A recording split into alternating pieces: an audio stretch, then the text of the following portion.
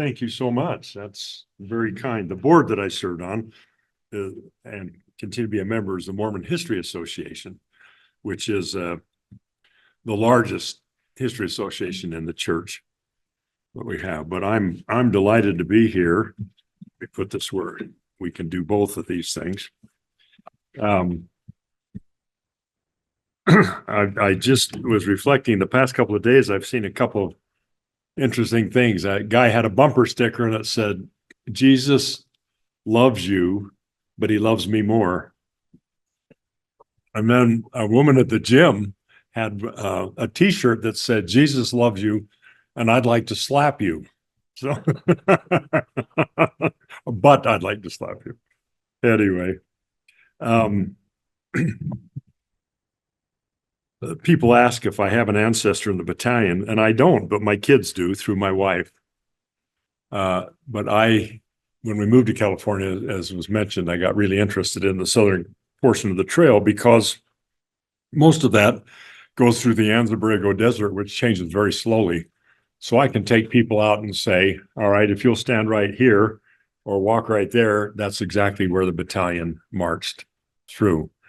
And every 6 months, I take the new sister missionaries at the Mormon Battalion Historic Site out on the trail. Those sister missionaries are called on an 18-month mission. They spend the first 6 months at the Mormon Battalion Historic Site as guides, and then they go all around the world on proselyting for the last year of their mission. But that's always a special experience. These beautiful, enthusiastic 22 young sisters and 6 senior couples every 6 months. I really enjoy doing that. Anyway, the Mormon Battalion enlistment in the U.S. Army of the West lasted 1 year from July 16th, 1846 to July 16th, 1847. And yet 177 years later, we're still talking about them. Historian David L. Bigler stated, "This battalion, perhaps the most unusual body of men to ever serve in America's armed forces, holds a singular place, not only in Western history, but also in the larger annals of the Republic.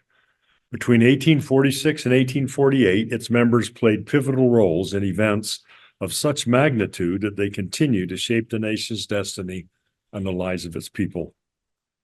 Today, rather than relate the history of the 1-year enlistment period with which you're all probably relatively familiar, I'm going to discuss the political and military causation behind the enlistment of the battalion, which may be less familiar to our circle. The story begins with the doctrine of manifest destiny. The Louisiana Purchase in 1803 resulted in an undefined border between Spanish colonial territories and the United States. After Mexico gained its independence from Spain in 1821, the U.S. sought to purchase territory from Mexico. President Andrew Jackson made a sustained effort to acquire northern Mexican territory, but with no success. In the 1844 presidential election, Democrat James K. Polk was elected on a platform of expanding U.S. territory to Oregon, California, and Texas, as he said, by any means. Polk was an interesting politician. He said when he ran that he was only going to serve one term, and the purpose of his term was to acquire more territory for the United States. In his inaugural address, Polk touched on the Jacksonian principles that had guided his political positions and that would guide his administration. A major theme of the speech was the nation's westward expansion. He detailed how important the addition of Texas to the Union was and noted that Americans were moving into lands even further west, i.e. California and Oregon. Let me pop this out here so I can turn the pages in. He declared, quote, "Only 80 years ago, our population was confined on the west by the ridge of the Alleghanies. Within that period, within the lifetime, I might say, of some of my hearers, our people, increasing to many millions, have fled the eastern valleys of the Mississippi, adventurously ascended the Missouri to its head springs, and are already engaged in establishing the blessings of self-government in valleys of which the rivers flow to the Pacific." The Mexican province of Alta California enjoyed a large degree of autonomy, and the central government neglected its defenses.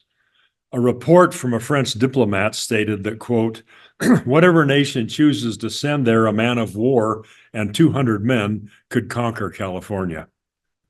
Furthermore, distance and hostile activity by Native Americans made communications and trade between the heartland of Mexico and provinces such as Alta California and New Mexico increasingly difficult. For example, at the outbreak of the war, New Mexico was economically dependent on trade with the United States via the eastern branch of the Santa Fe Trail. Polk placed great value on the acquisition of California, which represented new lands to settle, as well as a potential gateway to trade in Asia. He feared that the British or another European country or power would eventually establish control over California if it remained in Mexican hands. His fear was justified in that Great Britain, France, and Russia all had designs on California, and some Frenchmen and Englishmen had started to marry into the wealthy land-grant-only Mexican families there. In fact, Pio Pico, the last Mexican governor of Alta California, advocated that California achieve independence from Mexico and become a British protectorate. In late 1845, Polk sent diplomat John Slidell to Mexico to win Mexico's acceptance of the Rio Grande as the border. Slidell was further authorized to purchase California for $20 million and New Mexico for $5 million. You put that into today's money, and we're getting up close to the billion.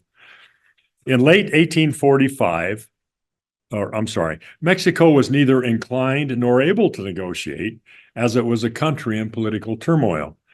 In the single year of 1846 alone, the presidency changed hands 4 times, the war ministry 6 times, and the finance ministry 16 times. These significant political internal divisions seriously impeded the war effort. Inside Mexico, the conservative Centralistas and the liberal Federalistas vied for power, and at times these two factions inside Mexico's military fought each other instead of the invading U.S. Army. Santa Anna bitterly remarked, however shameful it may be to admit this, we have brought this disgraceful tragedy upon ourselves through our interminable infighting. Moreover, to Mexico's detriment, its army was a weak and divided force. In his 1885 memoirs, former President Ulysses S. Grant, who was a veteran of the Mexican War, attributed Mexico's defeat to the poor quality of their army, writing, quote, the Mexican army of that day was hardly an organization. The private soldier was picked from the lower class of the inhabitants when wanted. His consent was not asked. He was poorly clothed, worse fed, and seldom paid. He was turned adrift when no longer wanted. The officers of the lower grades were but little superior to the men. With all this, I have seen as brave stands made by some of these men as I have ever seen made by soldiers. Grant observed that the improvements in the Mexican army when he recorded his observations in 1885 made it far different from the army he had faced. Now Mexico has a standing army larger than the United States. They have a military school modeled after West Point. Their officers are educated and no doubt very brave. The Mexican War of 1846-48 would be an impossibility in this generation, end quote. Despite the multitude of negative issues with their military and the national government in turmoil, Mexican public opinion and all political factions agreed that selling the territories to the United States would tarnish the national honor. Mexicans who opposed direct conflict to the United States were viewed as traitors. In the 1845 annexation of Texas, the boundary between Texas and Mexico was disputed, and the Republic of Texas and the United States asserting it to be the Rio Grande and Mexico claiming it to be the more northern Nueces River. Polk then sent a small group of 80 soldiers across the disputed territory to the Rio Grande and ignored Mexicans' demands to withdraw. Mexican forces interpreted this as an attack and repelled the U.S. forces on April 25, 1846, a pretense which Polk then took to Congress of the United States to declare war between the United States and Mexico. 80 soldiers. The challenge now was to assemble an army and to simultaneously invade Mexico and take control of the lands of the Southwest and California. For the purposes of this presentation, I'll discuss that phase of the Mexican-American War that involved the Alta California portion of Mexico territory, which today is New Mexico, Arizona, Nevada, Utah, California, and parts of Wyoming and Colorado. This area comprised 1/2 of the country of Mexico in 1845. The United States Army at that time was composed of an officer corps consisting of mostly West Point graduates and a small standing army that was mostly dispatched to fight in Mexico. More soldiers were needed, and they came from state militias and volunteers. This corps formed the U.S. Army of the West under the command of Colonel Stephen W. Kearny, initially commanding some 1,700 regular Army and volunteer soldiers mustering at Fort Leavenworth, Kansas.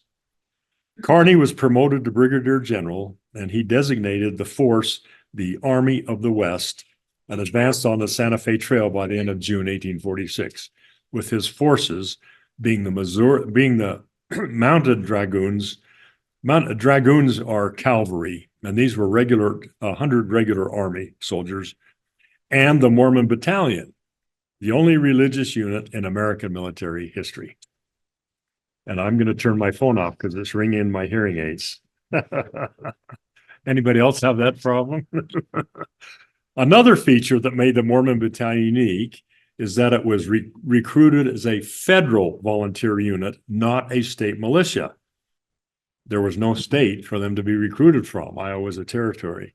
That is, the Mormon Battalion was raised at the express invitation of President James K. Polk, not as part of any state or territorial requisition for troops.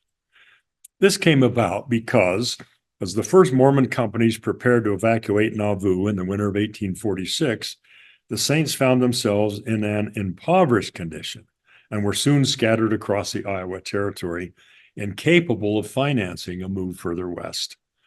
The Quorum of the 12 Apostles sent an emissary to Washington seeking financial assistance from the federal government. The emissary Brigham Young sent was 30-year-old Jesse C. Little, a descendant of Revolutionary War veterans and a convert from New Hampshire, who was responsible for the church in New England. Little was charged with finding any help Washington might give in the westward move. Brigham Young's letter to Little hinted of desperation, instructing him, "Be thou a savior and a deliverer." In a letter to President Polk seeking an audience, Little intimated at a possible shift of allegiance by the Mormons from the United States to Great Britain, who still laid claim to the Northwest Oregon, California territory. Little boldly claimed that he would, quote, cross the trackless oceans, end quote, in search of assistance should the Saints be rebuffed by the U.S. government. Polk could not know that Little had no authority from the 12 to negotiate with the British, or that he had wildly exaggerated the numbers of Mormons. As one who did not know much about the Mormons or where they were headed, Polk was greatly concerned that there was a group large enough to tip the balance of power in the northern province of Mexico from the United States to Great Britain. On the very day Polk received Little's ominous letter, the president decided to, quote, allow a few hundred Mormons to serve in the California occupation forces, end quote. His reasoning, as he wrote in his journal on 2nd of June, 1846, quote, Colonel Kearny was authorized to receive into service as volunteers a few hundreds of Mormons who are now on their way to California, with a view to conciliate them, attach them to our country, and prevent them from taking part against us. Polk met with Little again the following day, and Polk again recorded in his journal that, quote, the main object of taking them into service would be to conciliate them and prevent them from assuming a hostile attitude towards the United States after their arrival in California. It was with a view to prevent this singular sect from becoming hostile to the U.S. that I held a conference with Mr. Little, and with the same view, I am to see him again tomorrow. At the third meeting, Polk told Little that he had consulted with the Secretary of War and that a battalion of 500 men would be enlisted in the Army when the Mormons arrived in California. Little asked that they be mustered into service now so that pay might commence immediately. Polk declined. What he didn't tell Little was he didn't want the Mormons to be the only U.S. forces in California. He wrote in his journal again, I told Mr. Kendall from the War Department that the citizens now settled in California at Sutter's settlement and elsewhere have learned that a large body of Mormons were immigrating to that country and were alarmed at it, and that this alarm would be increased if the first organized troops of the United States that entered the country were Mormons. To avoid this and at the same time to conciliate the Mormons, Colonel K is to receive Mormons into the service after he reaches the country, California, not to exceed in number 1/4 of the whole force. Mr. Kendall assented to the wisdom of concealing these views from Mr. Little. In what may have been divine intervention, Polk's intentions were overruled by an ambiguous order from Secretary of War William Marcy to General Kearney that failed to convey clearly the decision so firmly by the president, and Captain James Allen was sent to enlist the Mormons immediately. They were mustered into the Army on July 16th, just 6 weeks after Little's meetings with Polk. By then, it was too late for the president to do anything to stop the battalion's enlistment. Kearney moved into present-day New Mexico and seized Santa Fe, establishing a military government there. Kearney dispatched forces under Colonel Alexander Donovan, who is best known today as the man who prevented the summary execution of Joseph Smith, for further operations in New Mexico, while Kearney, with the remaining forces of the Army, proceeded overlands towards California, guided by mountain man and frontier scout Kit Carson. Kearney's orders were to rush to California as quickly as possible in the event of hostilities, so he preceded the Mormon battalion on horseback, accompanied by the 100 mounted dragoons that I talked about. The battalion was likewise instructed to proceed to California with all due haste, but while building a wagon road. Kearney was told by the War Department that the military purpose of the road was, quote, the practicality of procuring needful supplies for men and animals and transporting baggage. A wagon road required smoother ground, gentler grades, and sometimes taming the natural contours and physical obstructions that a horse or a mule could simply circumvent. So the battalion arrived in San Diego 7 weeks after General Kearney and the dragoons, and after the fighting was over. The military value of what came to be called Cook's Wagon Road, named after the battalion's commander, Lieutenant Colonel Philip St. George Cook, was obvious. With its main forces occupied in fighting the U.S. Army in Mexico under the command of General Zachary Taylor, Mexico could not field an effective army in Alta California, nor did they attempt to place military elements outside of a few presidios. By building a wagon road from Santa Fe to California, the battalion proved that the United States could supply an army in the field with all of the required necessities of arms, food, tents, medical supplies, animal food and gear, and all of the other needful things to keep an occupying army provisioned. Mexico simply could not, and therefore could not defend Alta California. It is this road that was used by the Army of the West, improved in the 1850s by the Butterfield Stage Company, traversed by tens of thousands of gold seekers, and the route of the U.S. Army during the Civil War, and is closely followed by interstate highways today. It's no wonder, then, that upon the arrival of the battalion in San Diego, Cook congratulated the battalion for creating a, quote, road of inestimable value to their country.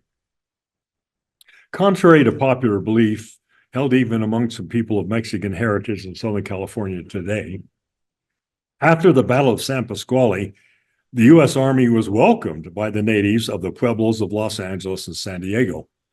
Called Californios, by the mid-1940s, they had raised their own army and driven out the Mexican federales, governors, soldiers, and all. They refused to honor what they saw as Mexico's unrealistic regulations, especially when these laws prohibited trade with American ships. which provided most of the manufactured goods to which Californios had become accustomed. The Mexican government had also failed to protect them against Native American depredations. While the Californios were initially committed to self-rule, they recognized that U.S. rule was inevitable. Although Mexico was defeated on the battlefield, negotiating peace was a politically fraught issue. Some Mexican factions refused to consider any recognition of its loss of territory. Although Polk formally relieved his peace emissary, Nicholas Trist, of his post as negotiator, Trist ignored the order and successfully concluded the Treaty of Guadalupe Hidalgo, signed in February of 1848. The treaty gave the U.S. undisputed control of Texas, established the U.S.-Mexican border along the Rio Grande, and ceded to the United States the present-day states of California, Nevada, Utah, most of New Mexico, Arizona, Colorado, and parts of Texas, Oklahoma, Kansas, and Wyoming. The U.S. agreed to pay $15 million for the physical damage of the war and assumed $3.25 million of debt owed by the Mexican government to U.S. citizens. Mexico relinquished its claims on Texas and accepted the Rio Grande as its northern border with the United States. In return, as I said, Mexico received $15 million, less than half the amount the U.S. had attempted to offer Mexico for the land before the war. The area of domain acquired, and this is an impressive number, 338,680,960 acres, basically at the cost of 5 cents an acre. And again, this area amounted to 53% of Mexico's original territory from its 1821 independence. So someone was still mad at us. The Gadsden Purchase of 1854 enabled the United States to acquire the southern one-third of Arizona and the last remaining piece of New Mexico. The financially strapped government of Santa Anna agreed to this sale, which netted $10 million, and those are today's borders between the United States and Mexico, completely from Texas to California. In Mexico, the war worsened domestic political turmoil. Since the war was fought on home ground, Mexico suffered large losses of life from both the military and civilian population. The nation's financial foundations were undermined, and more than half of its territory was lost. Mexico felt a loss of national prestige, leaving it in what one Mexican writer called, quote, a state of degradation and ruin. As for the true origin of the war, it is sufficient to say that the insatiable ambition of the United States, favored by our weakness, caused it, end quote. In the United States, the victory and territorial expansion Polk envisioned inspired patriotism among some sections of the country, but the war and treaties drew fierce criticism for the casualties, monetary cost, and heavy-handedness. The question of how to treat the new acquisitions intensified the debate over slavery. Although the Wilmot Proviso that explicitly forbade the extension of slavery into the conquered Mexican territories was not adopted by Congress, debates about it heightened sectional tensions, upsetting the balance of free and slave states. Some scholars see the Mexican-American War as leading to the American Civil War. And this is exactly how former President and Mexican War veteran Ulysses S. Grant cast it in his memoirs, which again he published in 1895. And I would note here that many officers who had trained at West Point like Grant gained experience in the Mexican War in Mexico and later played prominent leadership roles in the Civil War. But Grant stated, generally, the officers of the U.S. Army were indifferent whether the annexation was consummated or not, but not so all of them. For myself, I was bitterly opposed to the measure, and to this day regard the war which resulted as one of the most unjust ever waged by a stronger against a weaker nation. It was an instance of a republic following the bad example of European monarchies in not considering justice in their desire to acquire additional territory. Grant then expressed the view that the war against Mexico had brought punishment to the United States in the form of the American Civil War. Quote, the Southern Rebellion was largely the outgrowth of the Mexican War. Nations, like individuals, are punished for their transgressions. We got our punishment in the most bloody and expensive war of modern times, end quote. In conclusion, all wars result in conquerors and conquered. For the United States, the annexation of half of Mexico fulfilled the vision of American expansionism. The country now stretched from sea to shining sea. But what a price was paid by both countries. A full list of the Mormon Battalion's accomplishments and pivotal role and the Mormon Battalion's service in America's destiny can be found elsewhere. Suffice it to say that lasting benefits accrued to the Church of Jesus Christ of Latter-day Saints and its people due to its eventual domicile in the United States. Thank you.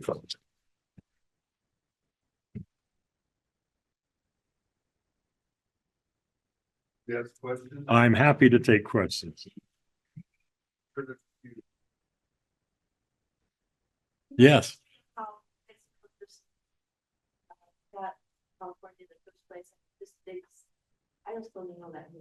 That history is that the British, the northeast part of, if we talk about Oregon and Washington, that all came under the control of the British and Alaska, the Russians, due to the fur trade and gold that was found in Alaska and different things like that. So they were more in control there.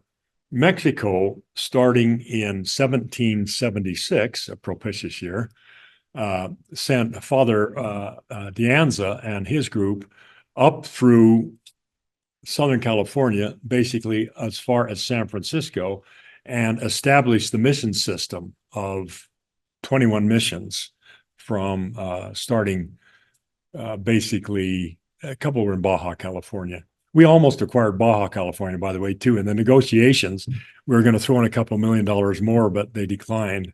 So, so Mexico, well, it's Spain. Mexico doesn't become Mexico until 1821. So Spain took control or claimed all of the territory that we've talked about, which is basically the southwestern United States, California, everything up to the Oregon border area. Spain claimed all of that just because of territorial rights, European territorial rights. We're there. We own it. We took it. You know, we subjugated the natives. We built missions. You know, we therefore claimed the territory. And so when Mexico became a nation, they assumed the same territorial rights. What about did they have to fight Spain? Mexico fought Spain. Did they have to fight France too? Mexico? I honestly don't recall that. The French history I know is where they helped us win the Revolutionary War. I want to say one thing about the missions. When I take people on the tour of the Southern California Trail, we stop at the Mission San Luis Rey, one of the most beautiful missions. And before we go in, I ask, who can tell me what picture of what United States president is at every one of the California missions? Does anybody know? What portrait of a United States president hangs on the wall in every California mission? Abraham Lincoln. That's Abraham Lincoln. And here's the reason why. In the Anti-Secularization Act of 1833, the Mexican government basically took control of the Catholic land in Mexico, including the missions. And again, because so little attention was paid out to California, most of the missions fell into disrepair, if not outright ruin. 2 weeks before he was assassinated, Abraham Lincoln signed a bill giving the missions back to the Catholic Church. So that's why his portrait hangs in all of the missions. Any other questions? Yeah. About the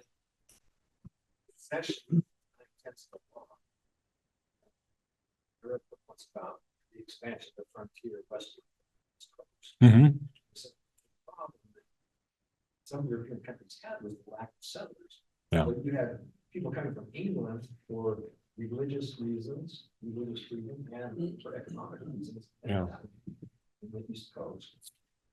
And then in France with possessions, but nobody wanted to leave France. They're like, why would anybody want to leave France? So we'll sell Louisiana to you and everything else. So they had trouble holding on to their possessions. Right. They got these neighbors. Swedes, you know. Right. Yeah. And where they pushed Texas, but they had the same problem with the Yeah. Spanish in Texas. Nobody wanted to live in Texas. There just wasn't anything there. Yeah. They had Steve Austin and others who were recruiting Europeans to come. Yeah. And settle Eastern. You're right. Lots of Germans. Lots of Germans. If you've ever been to Fredericksburg and those locations, they're still a little piece of Germany almost. Yeah. I imagine it's pretty easy to take California because there weren't a lot of Spanish. Los Angeles was a pueblo estimated of about 5,000 people. San Diego was only a few hundred. San Diego flourished after the battalion dug and bricked in 20, 30-foot wells. Up to that point, the people in San Diego had to walk a few miles to get fresh water. So that was really made San Diego flourish. The battalion built a fort in Los Angeles on the hillside where the 101 goes this way and 5 this way. That hill has been pretty well chipped away over time, but they built Fort Moore. So to your point, when the battalion arrived in California, here are 335 men who had made it all the way, 5 women, 335 men.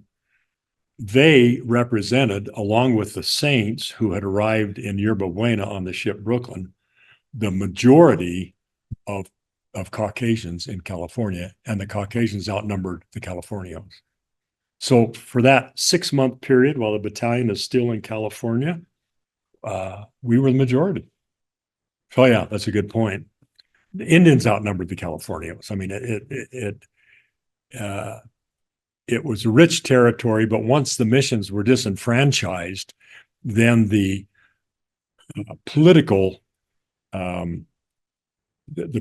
influence that the Catholic Church had, because it was both political and religious, and that's why they disbanded or disenfranchised the Catholic Church properties.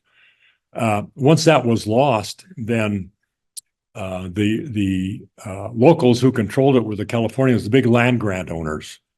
And as I said in my talk, the British and Russian families or French families were starting to marry into those families. So anyway, I don't know if that, I rambled. I don't know if that answered your question or not, but the point that you made in the book that you wrote is that's right. It was, and as that Frenchman said, give me 200 dragoons and a ship, a man of war, and I'll take California, you know, so, yeah. Yes. Little but that said, Iris, I always assumed from the pictures I get that the United States approached us. That I No. In fact, it was Joseph Smith's idea before knowing the Saints were going to have to leave. He approached the idea that we would build a series of forts and supply stations along the Oregon Trail and be paid for it and be paid to maintain them. And Brigham Young had expressed that to Little. Little talked about it briefly, but Little saw very quickly that the government had no interest at all in paying the Mormons to build forts along the Oregon Trail. But at the same time, Polk having just declared war and required to raise an army, it was the right time, the right place. Yes. So Brigham Young said on 2 occasions that the Mormon battalion was the temporal salvation of the church. The first time was in 1846, when the men were mustered along with about 33 women, 22 kids, marched down to Fort Leavenworth. Women signed up as laundresses. The women just want to be separated from their husbands, etc. When they got to Fort Leavenworth, then they were given some army accoutrements, these white leather belts, the ammo boxes, canteens, backpacks, that sort of thing. But were not given uniforms.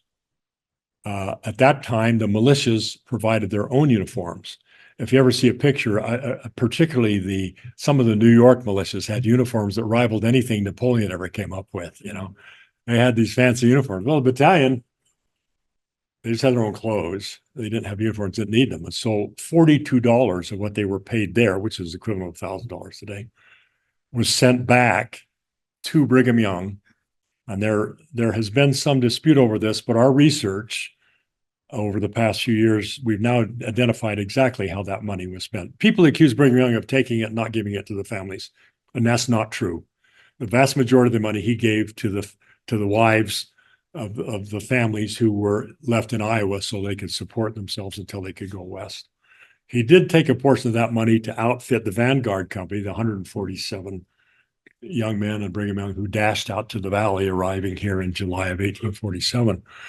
But the majority of that money stayed in Iowa and enabled people to basically survive when the church didn't have the resources for that. So that became important. The second time he says it is in 1853. And what happened there was, and this is a much bigger financial contribution. Oh, and by the way, the battalion then they were paid an enlistment bonus, clothing allowance. They sent the clothing allowance, some of the enlistment bonus back, their first paycheck. 6 months later, they're supposed to be paid, but they weren't actually paid until about 9 months later when the Army caught up with them in California, the paymaster. And then they're paid again at the end of their service for 6 years or 6 months, the last 6 months.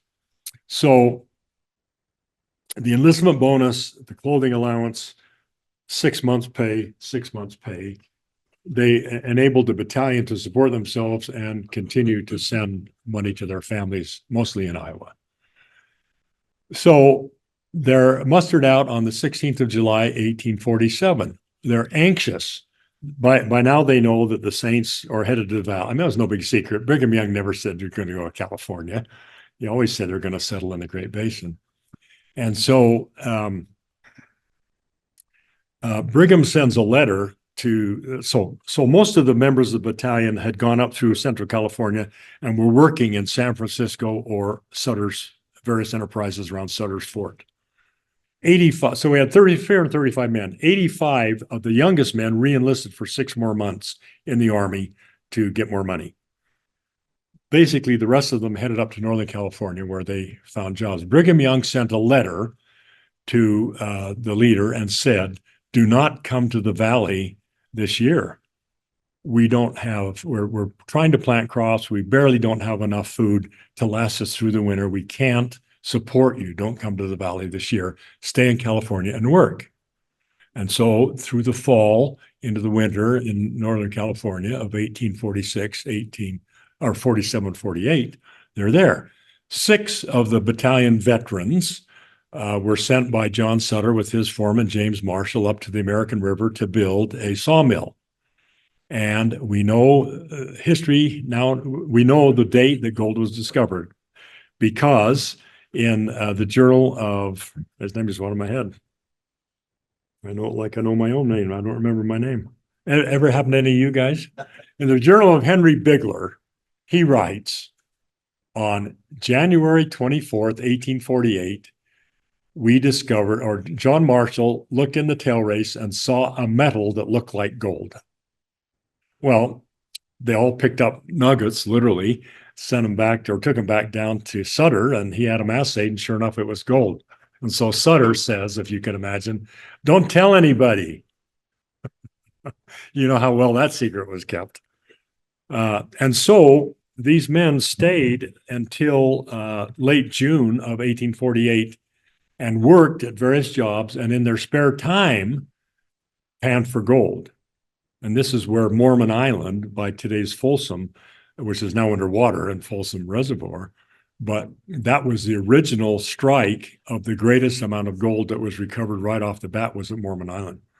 And so when these battalion veterans went back to Salt Lake, by the way, creating another road of great importance from the gold fields over the Sierras and to Nevada, we have a couple hundred Mormons battalion veterans creating a road from west to east in 1848. In 1849, 25,000 gold seekers came east to west on that road.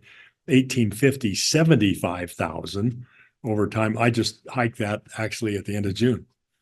So you go from sea level at Sutter's Fort up over 8,500 feet down into Carson Valley. That's quite a trek. Anyway, they got to Salt Lake and gave Brigham Young $100,000 in gold dust and nuggets. That's a lot of money. That was what, $4 or $5 million that was ejected immediately into the economy here. Brigham had it made into gold coins, and that became the currency. And that's what backed up some of the old Kirtland banknotes that they brought with them and made them valuable again. So, that second occasion where Brigham says that they were the financial or temporal salvation of the church, that's very meaningful.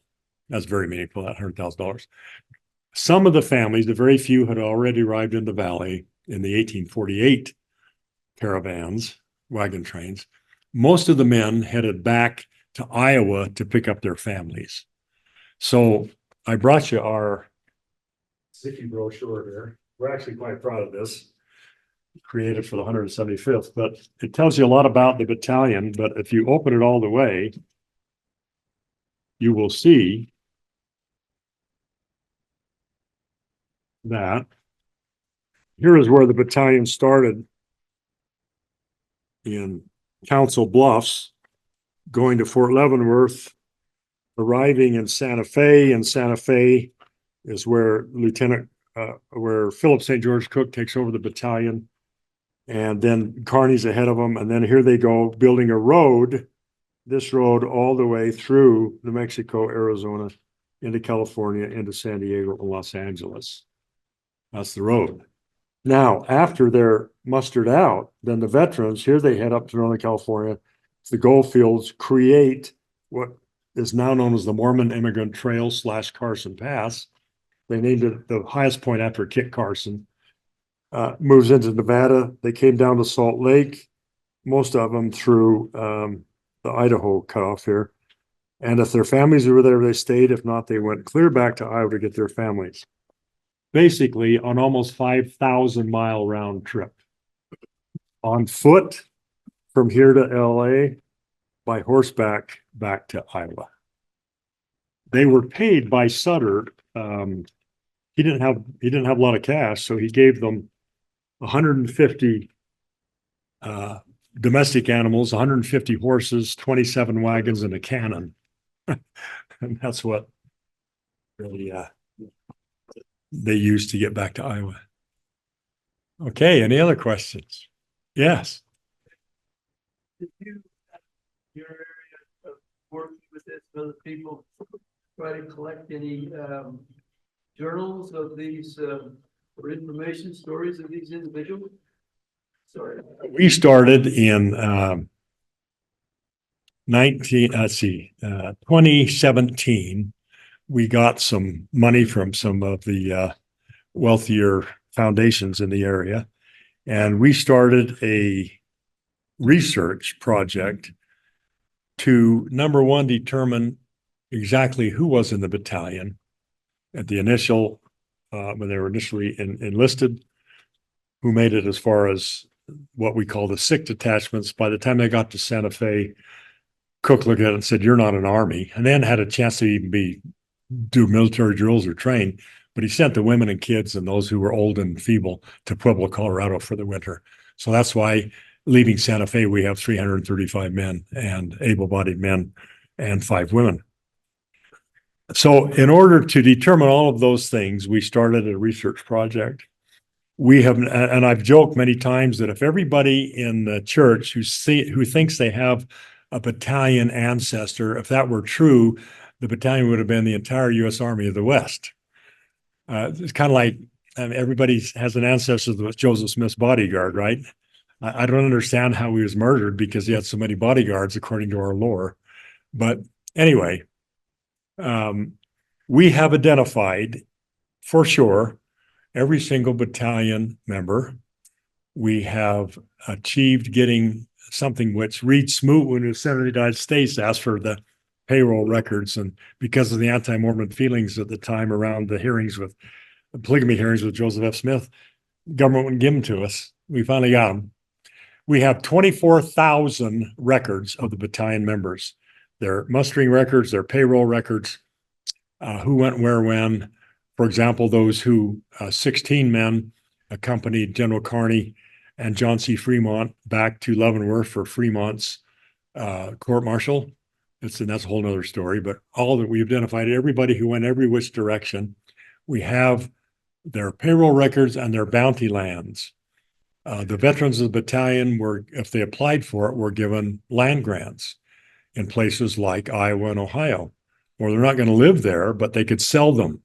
And so we have all of those records.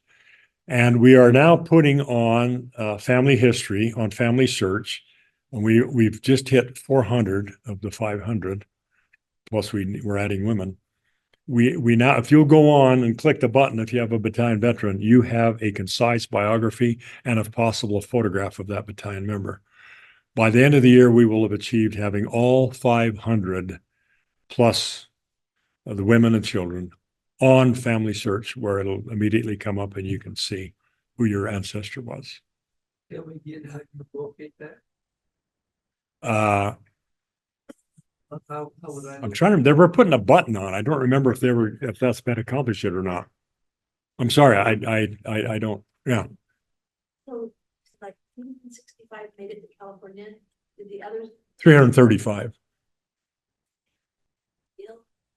Yeah. The others, the other 165 basically were, some were ill, some were older, and the Army just didn't feel like they had the capability of making it to California. I mean, and you probably know the stories of when they got to Tucson, they were supposed to have 60 days ration or 90 days rations waiting there. They only had 60. They lost a good part of that, all their flour, when they tried to float it down the Gila River. The last 17 days, the battalion arrived in California across the Mexican border at present day. Well, it's really close to El Centro. On the 10th of January, 1847, 17 days later, 27th, they arrive in San Diego. Until they got to Warner's Ranch, they had no food. That's where they boiled their belts and ate them and that kind of thing. Very little water. Some of the men, when they got to Warner Ranch, they weighed themselves on his cattle scales.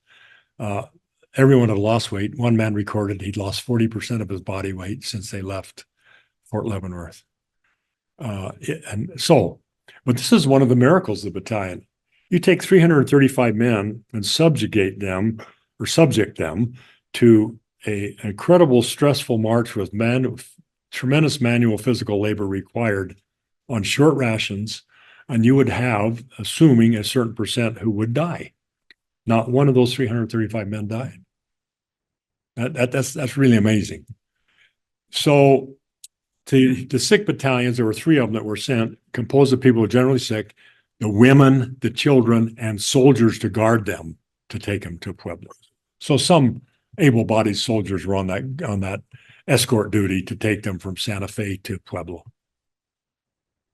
That's how it worked out. Okay. Anybody else? Well, thank you.